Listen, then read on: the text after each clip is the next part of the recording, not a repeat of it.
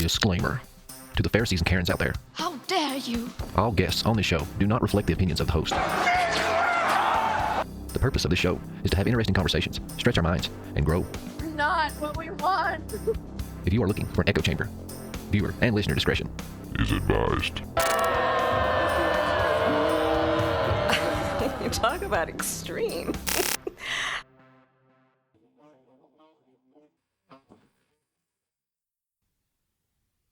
What is happening and what is up? Hold out your glass, because we're about to fill it up. Join us as we travel and explore the vast unknown. It's a hero's journey with dragons to slay, damsels to save, and innumerable treasures to hoard. Torches high. Look at it from a different perspective.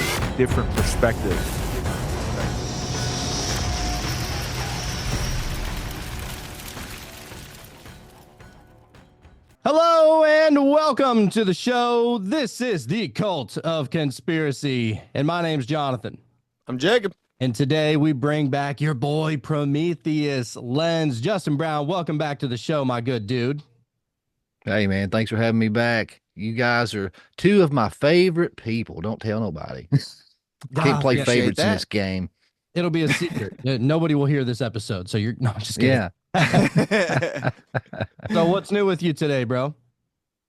I'm living the dream, man. I actually finished my book, so that was a huge weight off the shoulder. So now I am an accomplished author, There you go. Look at So that. how hard was it to publish? I've heard that the publishing process can be difficult, but I've also heard that a lot of self-publishing is happening these days, and because of the internet, it's easier and easier to do. How much resistance did you get on that? Honestly, I have nothing to compare it to, as this was my first one. Fair. But where I self-published, I just went through Amazon, and it was actually really easy. If a good old country boy like me, barely finished 12th grade 20 years ago, can get it done, I think anybody can. You just write it out on Microsoft Word or whatever, and you get on there to Amazon Publisher, and you upload it and edit it and format it, and they make it pretty easy. They got like software for it, and then you just submit your cover art. For me, that was the hardest thing, because I designed the cover myself and tried to upload it, and it wasn't the right size, so it was constantly taking it back to Photoshop, adjusting, uploading it, no, it threw a red flag, pull it back down, readjust. It was back and forth like that to get it right. Yeah. But for me, that was the hardest part. But if you don't even want to do Photoshop, they have like a little program in there to where you can just drag and drop pictures and add text and do a simple cover. It's just, I always have to be complicated. Well, it looks great, man. It looks awesome. I'm actually Thanks, jealous man. that you've been able to pull that out, man. Like, to write a whole book from cover to cover, get the whole art and everything yourself. I'm sure you've had probably hundreds of hours of research that went into that. But if this is anybody's first time listening to you on this podcast, could you go into the name of the book and a little bit about what it's about, maybe? Yeah, man. The name of the book is called The Epic of Esau, and this was 2 years of deep dive research. And anybody that's listened to my show or knows me, I'm an all or nothing kind of guy. I become like obsessive compulsive over stuff. It has to be perfect. It has to be thorough. And I actually did an episode with you guys. So if you guys are kind of curious about that, you can go back and check that episode out that I did with these boys. We took a really deep dive. We talked for almost 2 hours on the subject, but Esau is just one of those characters, man, that's really enigmatic. You get a little blurb about him, and if you're not paying attention, you'll miss it. But it says he comes out red, covered in hair from head to toe, like a hairy cloak. And I was like, holy shit, that sounds like a Sasquatch. Yeah. And so then I got to reading and researching, and when you go through like extra biblical books, like Jasher and Jubilees, then the Midrashes and Targums, and get the ancient Jewish perspective on things, you find all these little pieces scattered throughout all these different books about Esau.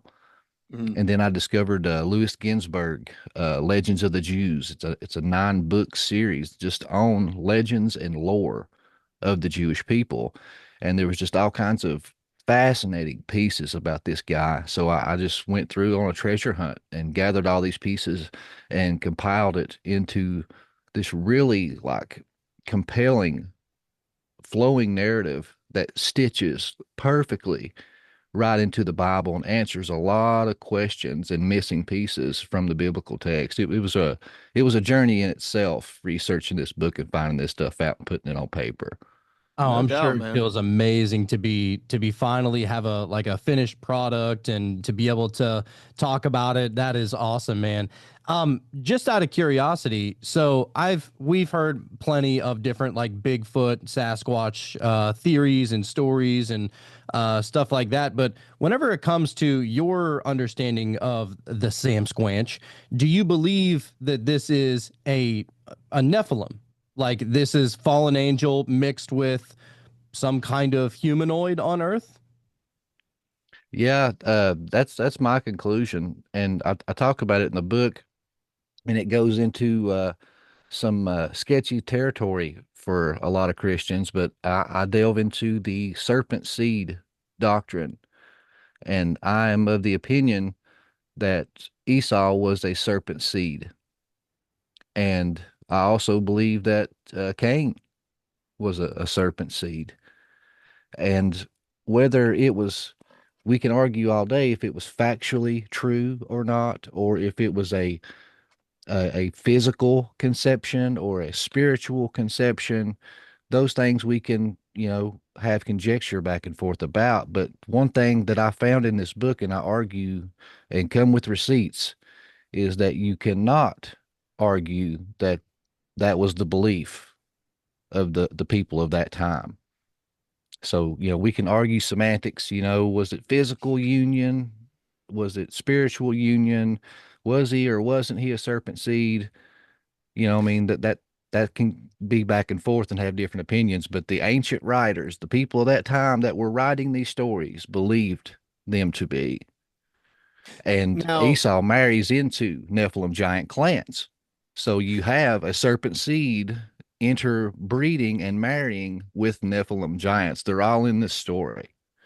so let me ask you this now, because I know there's going to be some people out there that are a little more well versed in the Bible and the ancient texts than others. Fine, get that. Jacob and Esau were twin brothers.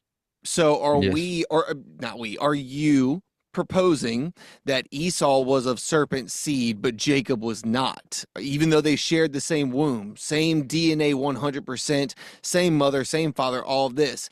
You are suggesting that Esau was of, are you saying not of a different DNA, but of a different spirit? How does this break down? And that's what I was saying. We can argue if it was this or that. Right, right, right. I don't know. But in the book, I point out that it's my belief. I mean, we can read and see clearly he was different. And the authors were showing you he was different. One come out, regular, and the other one come out covered in hair from head to toe like a hairy cloak. And then when you read the midrashes and the targums, they talk about specifically. They say that Esau came out with a serpent's marking on his body. He was branded, and it goes back to Genesis 3:15, and that's the beginning of the seed war. And in there, it says that the woman's seed would be cursed, the serpent's seed would be cursed, and that there would be enmity between the two. Yep. And one would bruise one's head, the other would bruise the other's heel. So when you look at the birth, it says plainly that the two battled. And this is in Genesis. It says that the two battled amongst themselves in the womb. Mm. And the angel of the Lord told her, two nations, two peoples struggle within you, and they will be at enmity with one another. And then you go to the writings of Flavius Josephus, who was a well-studied, well-written, scholarly man writing the histories of the people. He could have used a plethora of words to describe the strife between the two brothers. But I think the word he chose, he knew how important this writing was. He chose the words with intention and meaning and a lot of consideration. Yeah. And the word he chose was enmity. There was enmity between the two brothers. So once again, pointing back to Genesis 3:15 and then the birth. It adds the extra detail. Why? Because it's pointing back to 3:15. When Esau came out, Jacob was clutching the heel, just like the prophecy given in the garden. Yeah. If anybody doesn't know Flavius or Flavius Josephus, he was a Roman Jewish historiographer. Probably getting that wrong, but basically he wrote down a lot of very important texts and literature as far as the Roman Jewish flavoring of things was concerned. He is seen as an absolute historical source. So it's not like what you're saying is unfounded in historical backing by any means. Also, for those who are illiterate like me and don't know what words mean, enmity, that's a hard word to say. It is the state or feeling of being actively opposed or hostile to someone or something. So they were battling. Right. He could have said, just to your point, Justin, he could have said these two didn't get along, but that's not what he said. Basically, if we are going towards the time and place that word was being used, he's basically saying this is a blood feud. Mm-hmm. Right. Yeah. Like to the core. Mm-hmm. Yeah. Hatfield and McCoy type shit. Yeah. Total opposites. And it points back to Genesis 3:15 because the writers use this thing called the law of first mention. And so when they're reading this is really close to the Garden of Eden narrative when you're reading this chronologically through. So they just heard about this very important prophecy of they call it the dragon, the dragon killer prophecy or dragon slayer prophecy. So then you have there saying that there was going to be enmity, and then just a few chapters later, boom, you have that word enmity again, and it's pointing back to this event in the garden. Now, whether this was a physical union, whether Satan came down and had sex with or raped Rebecca, or if this was like a spiritual conception, whether if he done like the spirit of God did with Mary. It says that the spirit hovered over Mary and she conceived. Whether it was something like that, I mean, I don't know. But in the book, I do talk about her homeland, Rebecca's homeland. The country that she came from were pagans. They worshipped other deities. And more specifically, they were really aligned with these fertility goddesses and gods. And like Sam Quain, he was a wild man, kind of like what we would call a Sasquatch today. He was covered in hair from head to toe and had matted hair, and he was a god of fertility.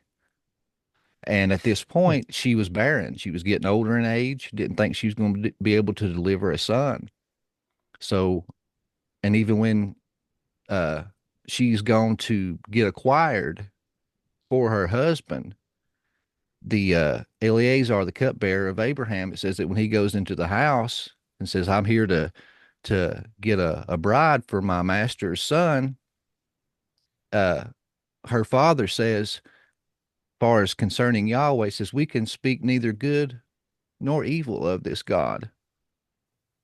And so when I read that, I was like, you can't speak good or evil of this guy. So it's like either they didn't know who this Yahweh was because they served other gods, or they were just open to other gods. That seems to be the consensus. That was like ignorance, right? It was like, oh, this Yahweh God. Because at the time, pagan pantheons of multiple gods was whatever. So you're bringing forth a new God. Oh, well, we don't really know good or bad about this God. But I am of the belief that they probably knew a little bit more than what the text led on to. Well, I think the texts have, I know people don't like to hear this kind of stuff, but I was just recently listening to Diana Pasalka. She went on to the Sean Ryan show. It was the episode after the Chris Bledsoe show, and she is like a theologian, right?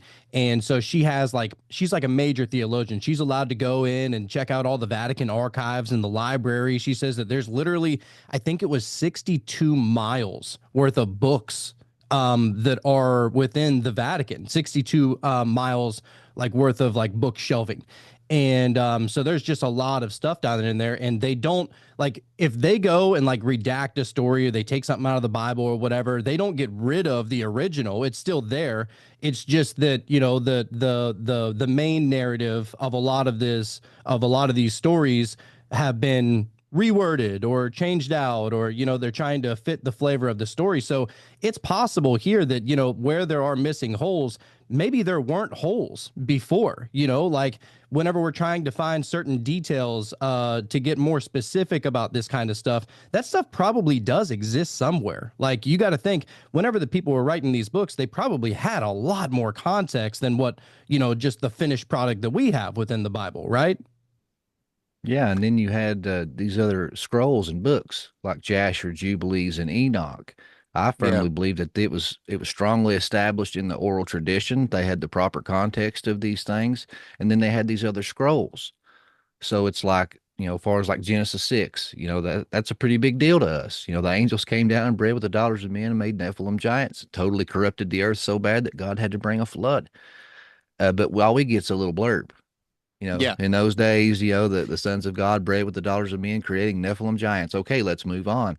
And it's like, whoa, whoa, whoa. I need some more context on that. Yeah. Hope you enjoyed that preview. There's a part 2. Be sure to click one of these links somewhere around here. It'll take you to part 2. And hey, if you haven't picked up my new book, The Epic of Esau, it is available on Amazon in ebook and paperback form. See you guys in part 2.